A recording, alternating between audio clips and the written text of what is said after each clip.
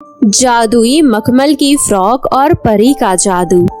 एक बार की बात है, एक मखमल नाम का गांव था जो अपनी प्राकृतिक सुंदरता के लिए जाना जाता था। गांव का नाम मखमल इसलिए था क्योंकि पूरा गांव मखमल की तरह ही था, एकदम अद्भुत, सुंदर और चमकदार। गांव में नदी और ऊंचे ऊंचे पहाड़ थे।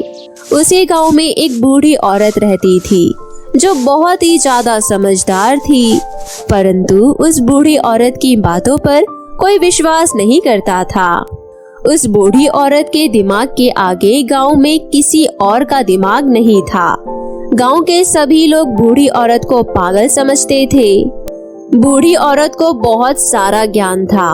वो बहुत से मरीजों को देखकर ही उनकी बीमारी बता देती थी और उसकी दवाई भी देती थी। इसके साथ साथ बूढ़ी औरत को मौसम का अनुमान भी बहुत जल्दी लग जाता था कि बारिश होगी या तूफान आएगा या सुहाना मौसम रहेगा। परंतु गांव में कोई भी उसकी बात नहीं मानता था। लेकिन जब भी वो बुढ़िया भविष्यवाणी करती थी तो वो सच हो जाता था। ये देखकर गांव वालों को लगता है कि बुढ़िया कोई जादूगरनी है और ये जादू टोना करती है, इसलिए उससे दूर रहना चाहिए। परंतु सच ये नहीं था। उस बुढ़िया को कोई जादू टोना नहीं आता था, परंतु गांव वालों ने उसे एक काला जादू करने के आरोप में गांव से बाहर निकाल दिया और बेचारी बुढ़िया अपना सामान लेकर गांव छोड़कर वहां से निकल जाती है और अब वो जंगल में एक छोटी सी झोपड़ी में रहने लगती है। जंगल में गांव के सभी लोग अपने पशुओं को चारा खिलाने के लिए आते थे। उसी में से एक थी डिम्पल। डिम्पल अपनी माँ कुसुम और पिता सुरेश के साथ रहती थी और वो अपनी माँ से बहुत प्यार करती थी। वो जब भी पहाड़ों पर जाती थी तो पहाड़ों से सुंदर सुंदर फूल लेकर आती थी और अपनी माँ को सजाया करती थी। डिम्पल अपने पिता के साथ पशुओं को चराने के लिए जंगल जाती थी। एक दिन डिम्पल अपनी माँ से कहती है, माँ, मैं बकरियों को चराने के लिए जंगल की ओर पिताजी के साथ जा रही हूँ। आप घर का ध्यान रखना और अपना भी। ठीक है मेरी प्यारी बेटी, परंतु याद रहे अंधेरा होने से पहले दोनों घर वापस आ जाना। मैं तुम दोनों के लिए स्वादिष्ट स्वादिष्ट भोजन बनाकर तैयार रखूंगी। इसके बाद डिम्पल अपनी माँ को हाँ में सर हिलाते हुए कहती है और वहाँ से बकरियों को चराने के लिए पहाड़ों की तरफ निकल जाती है। डिम्पल अपने सारे बकरियों को जंगल में खुला छोड़ देती है। बकरियां पूरे जंगल में घूम घूम कर ताजी ताजी हरी घास खाती है। घास खाते खाते शाम हो जाती है। शाम को जब घर लौटने का समय हुआ तो डिम्पल अपने सभी बकरियों को इधर उधर ढूंढने लगती है, परंतु उसे एक बकरी कहीं नहीं मिलती। अरे, इसमें से तो एक बकरी गायब है जो सबसे छोटी बकरी है। मुझे उसे जल्दी ढूंढना होगा। डिम्पल अपने पिता से बकरी खोने की बात कहती है। तभी उसके पिता कहते हैं कि वो सारी बकरियों को लेकर जा रहे हैं। तब तक डिम्पल उस बकरी को ढूंढकर घर ले आए। डिम्पल चारों तरफ अपनी छोटी बकरी को ढूंढती है, परंतु उसे वो बकरी कहीं नहीं मिलती। ये देखकर डिम्पल बहुत ज्यादा मायूस हो जाती है। तभी वो एक पेड़ के नीचे शांति से बैठ जाती है और कहती है, मैं इस तरह हार नहीं मान सकती हूँ। मुझे किसी न किसी तरह से उस छोटी बकरी को ढूंढना होगा। क्यों ना मैं किसी से मदद मांग लूं, परंतु इस घने जंगल में कौन मिलेगा। डिम्पल जंगल में चारों तरफ आवाज लगाती है, परंतु चारों तरफ उसे कोई नहीं मिलता। जंगल में घूमते घूमते वो उस बुढ़िया के पास पहुँच जाती है जो काफी सालों से उस जंगल में रह रही होती है। वो बुढ़िया की झोपड़ी देखकर वहाँ पर मदद मांगने के लिए पहुँच जाती है। डिम्पल जाकर दरवाजे पर खटखट करती है। कोई है क्या? मुझे सुन रहा है क्या कोई? मुझे आपकी मदद की आवश्यकता है, कृपया मेरी मदद कीजिए। बुढ़िया ने काफी सालों से किसी की कोई आवाज नहीं सुनी थी, इसलिए जब वो डिम्पल की आवाज सुनती है तो वो बाहर आती है और उसे गुस्से में देखते हुए कहती है, कौन हो? तुम्हें जरा भी डर नहीं लगता जो इतनी शाम को तुम घने जंगल में घूम रही हो? बुढ़िया दरवाजे से निकलते ही डिम्पल पर चिल्लाने लगती है। परंतु वो डिम्पल की नम आंखों को देखकर भावुक हो जाती है और फिर प्यार से पूछती है, क्या हुआ बेटी? तो इस समय इस घने जंगल में क्या कर रही है? तुम्हें बिल्कुल डर नहीं लगता? तुम्हारे माता पिता कहाँ हैं? और तुम यहाँ इस वक्त क्या कर रही हो? दादी माँ, मेरी मदद कीजिए, मैं अपनी बकरी को ढूंढ रही हूँ, परंतु इस घने जंगल में वो कहीं खो गई है। अगर मैं उसे इस घने जंगल में अकेला छोड़ देती हूँ तो इस जंगल के जंगली जानवर खा जाएंगे।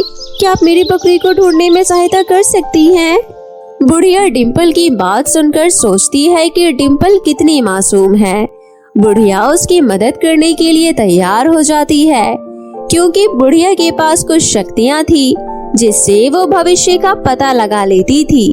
तभी उसे अंदाजा लग जाता है कि डिम्पल की बकरी भागते भागते ऊंची पहाड़ी की चोटी पर पहुंच गई है, जहां से वो नीचे नहीं उतर पा रही है। बुढ़िया डिम्पल के साथ जंगल में आगे की तरफ बढ़ती है। तभी डिम्पल देखती है कि वो बकरी तो पहाड़ की ऊंचाइयों पर है, जहां पर आसानी से नहीं पहुंचा जा सकता था और ना ही बकरी नीचे आ सकती थी। अब डिम्पल को कुछ समझ नहीं आ रहा था कि वो इस मुसीबत की घड़ी में क्या करे। दादी माँ, मेरी मदद कीजिए, मुझे इस बकरी को बचाना है, बताइए मैं क्या करूँ? बेटी, मैं अपने ज्ञान के अनुसार तुम्हें यहाँ तक ले आई हूँ। इसके आगे मैं भी नहीं जानती कि इसे कैसे बचाया जा सकता है। डिम्पल वहाँ खड़ी होकर कुछ नहीं कर पाती और वो अपनी बकरी को देखती रहती है। डिम्पल को अपनी बकरी वापस चाहिए थी। ये सोच सोच कर वो रोने लगती है। डिम्पल को रोता हुआ देखकर वहाँ पर एक परी आ जाती है और डिम्पल से उसकी सारी बात पूछती है और डिम्पल परी को सारी बात बता देती है। अच्छा, ऐसी बात है डिम्पल, मैं तुम्हारी मदद करती हूँ। मेरे पास पंख है, मैं जाकर तुम्हारी बकरी को लेकर आती हूँ। तुम अब शांत हो जाओ। इतना कहकर परी अपने जादुई पंखों को फैलाती है और उड़ते उड़ते आसमान में पहुंच जाती है और वो बकरी को अपने हाथ में लेकर वापस डिम्पल के पास पहुंच जाती है। अपनी बकरी को अपने पास देखकर डिम्पल बहुत खुश हो जाती है। थैंक यू परी जी, आप बहुत अच्छी हैं। आपने मेरी दोस्त को बचा लिया। अगर आप नहीं होती तो शायद ये मुझे वापस नहीं मिल पाती और उसे जंगली जानवर खा जाते। डिम्पल, ऐसी कोई बात नहीं है। ऐसा है कि अगर आज तुम ना होती तो शायद ये बकरी आज जिंदा ना मिलती। ये तुम्हारे साहस और बुद्धि के कारण ही हुआ है जो ये बकरी आज तुम्हारे पास वापस आ गई है। मैं तुम्हारे इस साहस से बहुत खुश हूँ। इसके बदले में मैं तुम्हें कुछ देना चाहती हूँ। ये लो, ये एक जादुई मखमल की फ्रॉक है। इस मखमल की फ्रॉक की मदद से तुम हमेशा दूसरों लोगों की मदद कर सकोगी और तुम्हें जब भी किसी चीज की कोई आवश्यकता हो तो तुम इस मखमल की फ्रॉक से मांग सकती हो। थैंक यू परी जी, मैं आपके इस उपकार के लिए आपको धन्यवाद देना चाहती हूँ। मैं हमेशा लोगों की मदद करूँगी और कभी इसका गलत फायदा नहीं उठाऊंगी। इसके बाद परी वो जादुई मखमल की फ्रॉक देकर वहाँ से वापस चली जाती है और डिम्पल अपनी बकरी के बच्चे को लेकर वापस अब घर आ जाती है। घर आकर डिम्पल अपने माता पिता को जंगल की पूरी कहानी बताती है और अपना मखमल का फ्रॉक भी दिखाती है और इसके बाद डिम्पल हमेशा उस बकरी की सेवा करती और अपने माता पिता की आज्ञा का पालन करती और जब भी किसी को किसी चीज की आवश्यकता होती तो वो उस मखमल की फ्रॉक से मदद लेकर उनकी मदद करती। इसी तरह अब डिम्पल की पूरी जिंदगी हंसी खुशी से बीतने लगती है। बेलापुर गांव में छाया नाम की एक लड़की रहती थी। छाया जब बहुत छोटी थी तभी उसकी माँ का देहांत हो गया था, जिसके बाद उसके पिता ने उर्मिला नाम की महिला से दूसरी शादी कर ली। उसकी सौतेली माँ और उसकी सौतेली बहन छाया को बिल्कुल पसंद नहीं करती थी। शुरू में तो वो बस छाया के पिता के सामने दिखावे का प्यार करती थी, लेकिन उसके पिता के मर जाने के बाद तो वे लोग उसे घर में बस नौकरानी से ज्यादा उसे कुछ नहीं समझते थे। छाया घर के बाहर कुएं पर बर्तन साफ कर रही थी, तभी उसकी सौतेली माँ वहाँ आ जाती है और कहती है, अरे करमजली, आज क्या पूरे दिन बर्तन मांज कर ही गुजार देगी? घर में और कोई काम नहीं है क्या? माँ, मैं सुबह से काम ही तो कर रही हूँ, देखिए ना, बहुत सारे बर्तन हैं, इसलिए मांजने में मुझे थोड़ा वक्त लग रहा है। मैं जल्दी से बर्तन साफ करके आ रही हूँ। वाह वाह वाह वाह वाह, आजकल तो तुम्हारी जवान कैंची की तरह चलने लगी है। बहुत अच्छा शिक्षा देकर मरी है तेरी माँ, सब समझ आता है मुझे। तभी उर्मिला की बेटी गुंजन भी कमरे से बाहर आ जाती है। क्या हुआ माँ, सुबह सुबह क्या बोल दी इस पर टीचर ने आपको, जो इतना गुस्सा हो रही हो? अरे मैं तो इस कलमुही की मरी हुई माँ के बारे में बोल रही हूँ। पता नहीं कौन सी पट्टी पढ़ा कर गई है अपनी बेटी को। अच्छा, इसकी माँ? अरे माँ, इसकी माँ क्या ही सिखाएगी इसको? इसकी माँ ठहरी अनपढ़ गंवार, क्या सिखाएगी इसको भला? चलो यहाँ से। हाँ बेटी, ये तो बिल्कुल सही कह रही है। अच्छा बेटा, तेरी नींद तो खराब नहीं हुई ना? नींद तो पूरी हुई ना तुम्हारी अच्छे से? हाँ माँ, नींद तो पूरी हो ही गई है, लेकिन क्या? अगर तेरी नींद पूरी नहीं हुई हो तो तू जाकर थोड़ी देर और सो जा।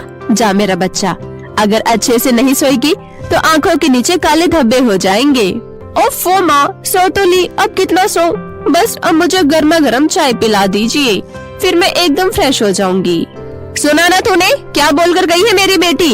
अब जल्दी जल्दी अपना हाथ चला और जाकर हम दोनों माँ बेटी के लिए गर्मा गर्म चाय लेकर आ। अब जल्दी कर। छाया जल्दी से बर्तन धोकर चाय बनाकर कमरे में चाय लेकर आती है। ये लीजिए माँ चाय। दोनों माँ बेटी चाय उठाकर पीने लगती है। क्या हुआ, ऐसे मेरा मुंह क्यों देख रही है? घर में और कोई काम नहीं है क्या? नहीं माँ, सारा काम हो गया है। तो जल्दी जा और हमारे लिए छोले बना कर ले आ। माँ, मैंने सुबह से कुछ नहीं खाया है, मुझे भी बहुत भूख लग रही है। एक काम होता नहीं है कि तुझे भूख लगने लग जाती है। जा पहले हम लोगों के लिए छोले पूरी बना कर ला, उसके बाद तुम भी कुछ खा लेना। अब जा यहाँ से। छाया रोते हुए अपने कमरे में चली जाती है। माँ, आप मुझे छोड़कर क्यों चली गई माँ? आपके जाने के बाद एक भी दिन मेरा खुशी से नहीं गुजरा। माँ, ये लोग मुझे बहुत परेशान करते हैं माँ, मैं क्या करूँ माँ? कुछ तो बोलो माँ, मेरी मदद करो। छाया रोते रोते सो जाती है। ऐसे ही कुछ दिन बीत जाता है। फिर एक दिन छाया अपनी बहन गुंजन के कमरे में जूस लेकर जाती है। बहन, जूस पी लो। कहाँ हो गुंजन? गुंजन? छाया टेबल पर जूस का ग्लास रख देती है। तभी छाया की नजर गुंजन के कमरे में रखे मेकअप के सामान पर जाती है। वाओ, यहाँ मेकअप की कितनी अच्छी अच्छी चीजें रखी हुई है। काश मेरे पास भी ये सारी चीजें होती। ये लिपस्टिक का शेड तो बहुत ही प्यारा लग रहा है। छाया उस लिपस्टिक को जरा सा लेकर अपने होठों पर लगा लेती है। तभी उधर से गुंजन आ जाती है। तू यहाँ मेरे मेकअप के साथ क्या कर रही है? बता, तूने मेरे मेकअप के साथ क्या किया? माँ देखो ना, इसने क्या किया? इसने मेरा सारा मेकअप खराब कर दिया। तूने आखिर किससे पूछकर मेरी चीजों को हाथ लगाया? हाँ नहीं बहन, मैंने कुछ भी खराब नहीं किया, मैं तो बस देख ही रही थी। अच्छा जी, देख रही थी? तो फिर ये तेरे लिप्स कैसे लाल है? तूने किससे पूछकर ये लिपस्टिक लगाई? हाँ।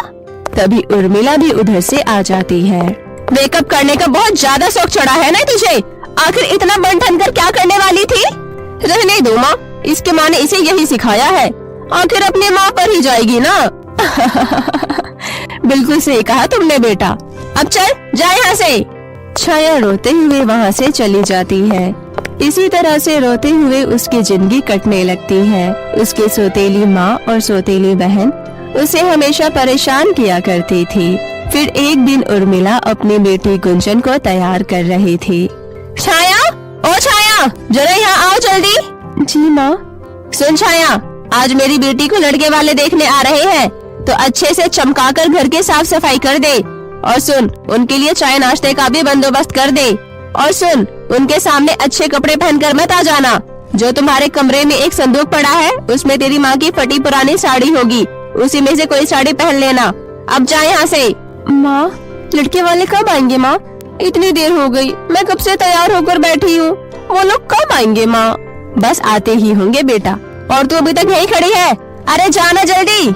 कुछ देर बाद लड़के वाले आ जाते हैं। लगता है वो लोग आ गए, चलो जल्दी जल्दी सारी तैयारी करो। उर्मिला बाहर आकर उनका स्वागत करती है। आइए आइए, अंदर आइए, हम सब आपका इंतजार कर रहे थे। कुछ देर की बातचीत के बाद लड़के की माँ बोलती है, बहन जी, बातें तो बहुत हो गई, अब अपनी बेटी को बुला दीजिए, कहाँ है आपकी बेटी? जल्दी बुलाइए। हाँ हाँ, अभी बुलाती हूँ। गुंजन, गुंजन बेटा, बाहर आ जाओ बेटा। तभी गुंजन वहाँ आती है और सबके साथ बैठ जाती है। इधर छाया अपने कमरे में माँ की संदूक खोलती है। अरे, इसमें तो सारी मेरी माँ की साड़ी रखी हुई है। मुझे तो पता ही नहीं था। इस साड़ी को मैं अभी पहन कर देखती हूँ। देखूँ तो मैं इसमें कैसी लग रही हूँ। हाँ, ये साड़ी पहनती हूँ। ये साड़ी मेरी माँ के ऊपर बहुत ही ज्यादा जचती थी और ये मेरी माँ की सबसे पसंदीदा साड़ी थी। हाँ, इसी को पहन लेती हूँ।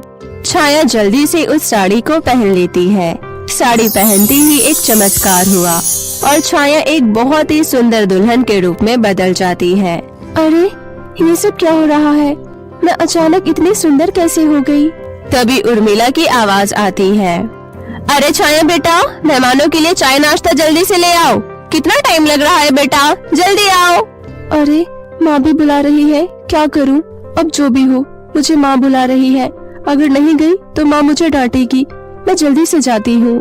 छाया साड़ी में ही चाय लेकर वहाँ चली जाती है। ये लीजिए, आपके लिए चाय। छाया बहुत ही सुंदर लग रही थी। सबकी नजर छाया पर ही थी।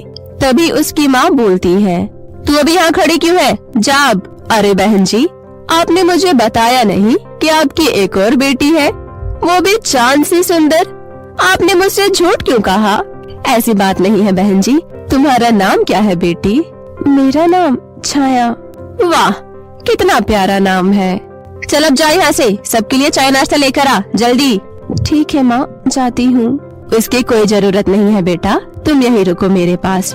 वाह, कितनी अच्छी चाय बनाई है छाया बेटा तुमने। आह, मजा आ गया। बिल्कुल सही कहा माँ आपने। इतनी सादगी और इतने गुणों से भरी है छाया। मैं तो छाया से ही शादी करूँगा माँ। नहीं, आप ऐसा कैसे कर सकती हो? आप तो मुझे देखने आई थी ना। नहीं नहीं बहन जी, वो ये देखिए बहन जी, मेरे बेटे को आपकी दूसरी बेटी छाया पसंद आई है, तो हम अब छाया से ही अपनी बेटी की शादी करेंगे और मेरी बेटी की शादी अब छाया से ही होगी। हमें कुछ नहीं चाहिए, हमें तो बस बहू के रूप में छाया चाहिए। हम अगले ही महीने शादी पक्की करते हैं। इतना बोलकर लड़के वाले वहाँ से चले जाते हैं। उनके जाते ही छाया पर उसकी माँ और बहन का अत्याचार शुरू हो जाता है। कमीनी, नमक हराम, बता तूने ये जादू कैसे किया? सच बता, तू एकदम से इतनी सुंदर कैसी हो गई? सच बता, वरना अभी के अभी जवान खींचकर बाहर निकाल दूंगी। अब बताती क्यों नहीं, बता ना। मेरा यकीन करो माँ, मैंने कुछ भी नहीं किया। मुझे नहीं पता ये सब कैसे हुआ। मैंने तो बस अपनी माँ की पुरानी साड़ी पहनी थी और ये सब हो गया। अगर ऐसी बात है तो अपनी माँ की पुरानी साड़ी मुझे भी दो। मैं भी इसे पहनकर सुंदर बनना चाहती हूँ। लाओ, दो। हाँ, एक साड़ी मुझे भी दो, मैं भी सुंदर दिखना चाहती हूँ। और फिर दोनों माँ बेटी ने छाया की माँ की साड़ी पहन ली। साड़ी पहनते ही दोनों माँ बेटी एकदम कोयले की तरह काली हो जाती है। माँ, ये कैसी लग रही हो माँ? आप तो एकदम डरावनी काकी माई लग रही हो। बेटी, तू भी एकदम बदसूरत हो गई है। ये क्या हो गया बेटी? इस साड़ी के पहनने से हम दोनों इतने काले कैसे हो गए? हम तो इस साड़ी को पहनकर सुंदर होना चाह रहे थे और ये क्या हो गया? तभी वहाँ पर छाया की माँ की आत्मा प्रकट हो जाती है और कहती है ये साड़ी जादुई साड़ी है। ये साड़ी पहनने से जिसके मन में जो होगा उसके चेहरे पर वही दिखाई देने लगेगा। छाया बेटी, तुम्हारा मन गंगा की तरह उज्जवल है, इसलिए इसे पहनते ही तुम्हारी अंदर की सुंदरता तुम्हारे चेहरे पर आ गई। पर इन दोनों माँ बेटी का मन तो एकदम काला है, इसलिए इनकी ये हालत हुई। अब इन्हें वापस पहले की तरह करना संभव नहीं है। अब इन्हें सारी जिंदगी इसी कालिक के साथ बिताना पड़ेगा। नहीं नहीं नहीं, ये नहीं हो सकता। अरे ये क्या हो गया? और उसकी माँ की आत्मा वहाँ से गायब हो जाती है। उर्मिला और उसकी माँ को उसके कर्मों की सजा मिलती है। वो अब कभी भी पहले की तरह नहीं हो सकते थे। इधर छाया की शादी उसी लड़के से हो जाती है और वो खुशी खुशी अपना जीवन बिताने लगती है।